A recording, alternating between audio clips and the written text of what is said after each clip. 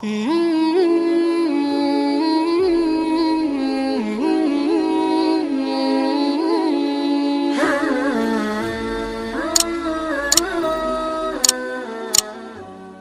اللہ الرحمن الرحیم نحمدہ ونصلی ونسلم علی رسولہ الکریم اما بعد۔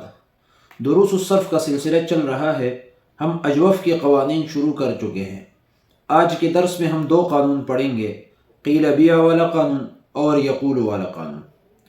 قیل بیع والا قانون، اجوف کا ہر وہ کلمہ جو حقیقتاً یا حکماً فعل کے وزن پر ہو تو اس کو 3 وجہوں میں سے کسی ایک وجہ پر پڑھنا واجب ہے۔ نمبر 1، نقل حرکت کے ساتھ، جیسے قویل بیع سے قیل بیع اور ان قوید سے ان قیدہ۔ اسی طرح حذف حرکت کے ساتھ، جیسے قویل بیع سے قول بوع اور ان قوید سے ان قودہ۔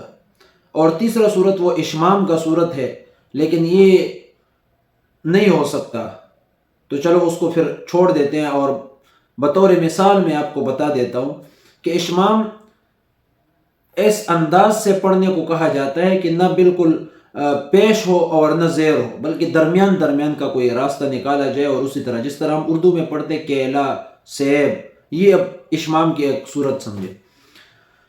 اب اس قانون کے اندر ہم نے 2 چیزیں بتائی ہے اور اس کو سمجھنا ضروری ہے، وہ ہے حقیقتاً یا حکماً فعل کے وزن پر ہونا۔ تو حقیقتاً فعل کے وزن پر ہونے کا تو یہ مطلب ہے کہ پورا کلمہ فعل کے وزن پر ہو، جیسے ضربا، نصرا، فتحا، قویلا، یہ تمام کے تمام حقیقتاً فعل کے وزن پر ہے۔ اور حکماً فعل کے وزن پر اس کا مطلب یہ ہے کہ شروع سے کچھ حروف کاٹ لیں تو باقی جو حروف بچیں گے ان میں فعل کا وزن بن جائے۔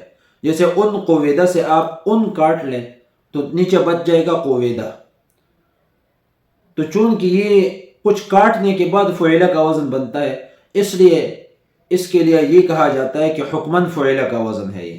اسی طرح اختیرا، اب اخ کاٹ لیں تو طیرہ رہ جائے گا، تو اس میں بھی اختیرہ پڑھنا جائز ہے، اور اس طرح اختورہ پڑھنا بھی جائز ہے۔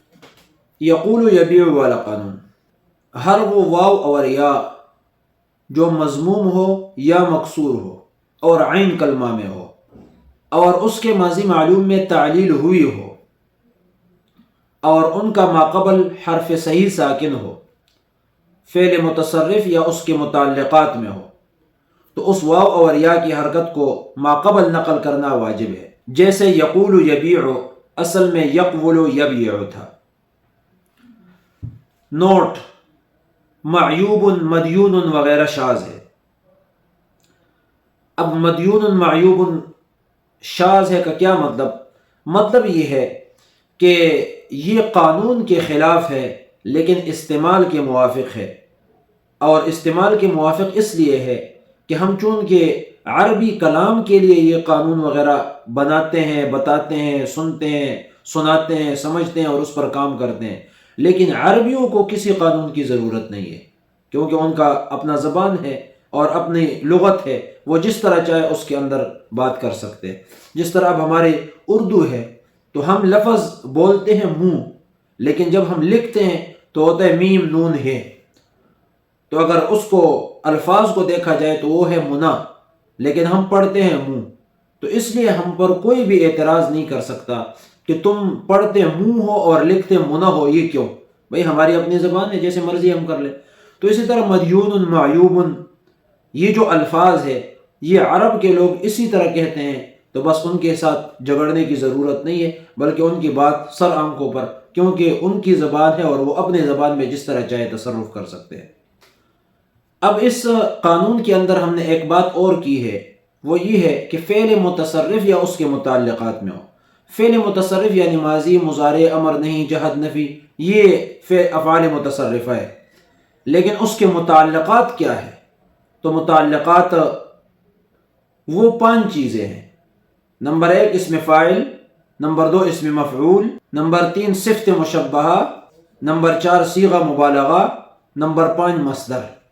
یہ متعلقات فعل ہے، تو ان کے اندر بھی اگر اسی طرح کوئی حالت بنتی ہے تو یہ قانون ان چیزوں کے اندر لگانا بھی ضروری ہے، اور افعال متصرفہ کے اندر یہ قانون لگانا بھی ضروری ہے۔ یہ رہا آج کا ہمارا درس۔ امید ہے آپ کو سمجھ آیا ہوگا۔ کوئی بات سمجھ نہیں آئی ہے تو آپ پوچھ سکتے ہیں۔ ہمارا نمبر اسکرین پہ لوگوں کے اندر آپ کے سامنے واضح ہو رہا ہے، آپ فون کیجئے، رابطہ کیجئے، میسج کیجئے، انشاءاللہ آپ کو آپ کی سوال کا جواب دیا جائے گا۔ جزاکم اللہ خیرہ، وآخر دعوانا ان الحمد للہ رب العالمین۔